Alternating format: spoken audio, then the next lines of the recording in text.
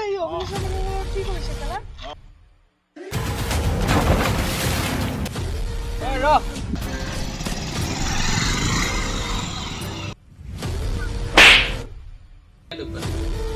ওলাতে বেঞ্চত লাগিলে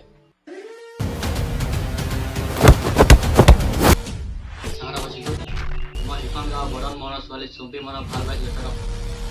এই নহয় এটা কৰে নহ'ল তোক আজি আকৌ মাৰিব লাগিব